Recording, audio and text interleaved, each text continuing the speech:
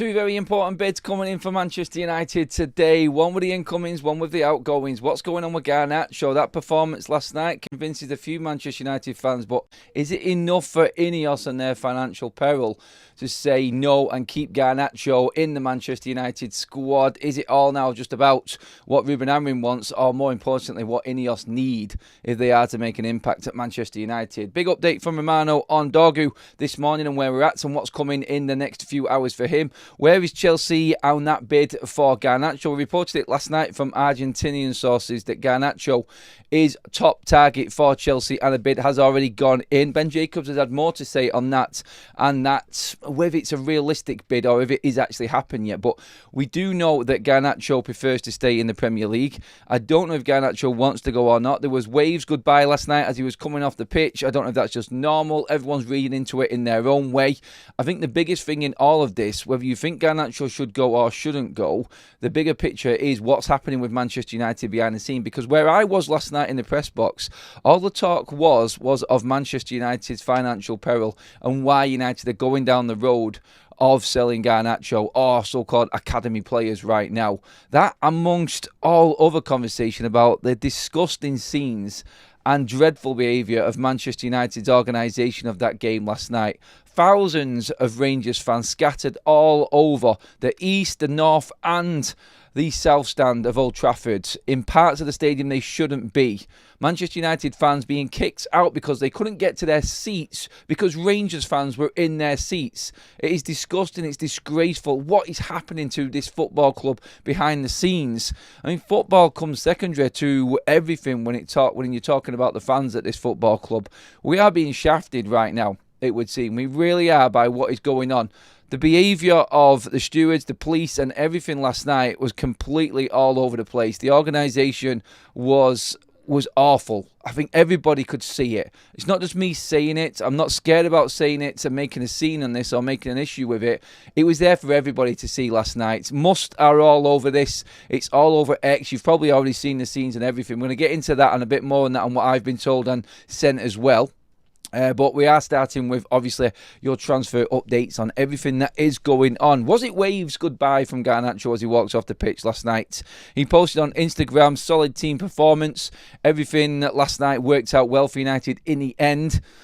We are looking at a very, very poor Rangers side there, which we just scraped over the line with. What is going on with United's finishing? That's all I will say. Everything else would kind of fall into place a little bit. Pressure, easing tension within the stadium. If we could just finish.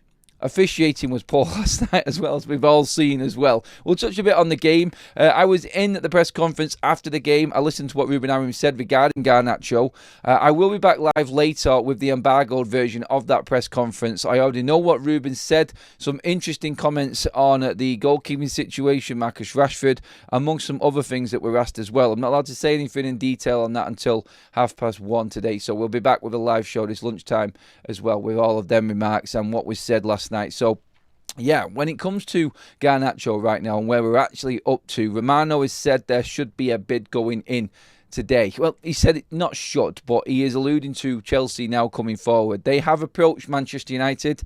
Some sources going as far as saying, like we said last night, that a bid has actually gone in for Garnacho. We're only reporting what has been said, and with it being TNT last night who was covering all of the game, and TNT being the ones that broke that news, mainly Argentinian sources, like I said at the time that we're reporting this, a few of the journalists kind of mixed up with what the value was, but it is set at 70 million euros. That's the price. I think that last night, after everybody talking about it and trying to get down to the bottom line with Garnacho, it's 70 million euros, so it's 60 million quid. And apparently 59 million is on the table for Garnacho. His performance last night was probably the best under Amorim. I would say that. I think that was the best we've seen Garnacho last night under Amorim. And he's not done his price tag any... I was going to say any favours then, but that's the opposite way round. He's done himself the power of good when it comes to actually holding his value for the football club anyway. In a weird way, I horribly thought last night, I thought Sir Jim Radcliffe and Ineos were in the stands watching that and thought, well, at least he's going to hold his value, at least he looks good. Rather than going down the other line of another young academy player coming through at Manchester United and making it, and proving his worth to Manchester United, I couldn't help but automatically feel what Ineos would have been thinking, and that money coming into United. Look, we've broke it down, and we've itemised everything that could happen, and we've been through every single point about how this would prosper Manchester United financially. The thing is, what you've got to look at with Garnacho right now, it's last night people would get carried away. I've seen all of the tweets. I've seen everything. Where is everybody who was criticising Garnacho, saying he's not good enough? Where are all the apologies? Why are people not talking about Garnacho not fitting into Ruben Amorim's side and his system and everything like that? I get it. When you see a performance like that, you can get a little bit carried away with it. But the realistic look on this is, can you do it at Fulham on Sunday? Are you going to do it back to back? And that is where United are at right now. It's the consistency level. Now, last night against the poor Rangers side, Garnacho fitted into that role. He was inside. He was doing better inside. He was doing better more centrally last night. Picked up on all of that. He was direct. He was first-time crosses. I said all of this in my match vlog after the game last night. And massive praise for Garnacho last night. He had a decent performance. Very good performance. Along with a few other players. But it was Rangers. And we're not getting carried away by it. All that's significant right now is was that a wave goodbye to the Manchester United fans last night? Ruben Amorim, when he was asked about this, and I was here when he said the value of Garnacho was put towards him in a press conference, and Ruben Amorim's quote afterwards, I tweeted it out, he said, look, he's a United player, he's playing with us right now, he's doing very well, he's done a lot better in this game, but we will see in the next few days. That doesn't really fill me with much confidence that Ruben Amorim thinks that Garnacho is going to be a United player by the end of the window.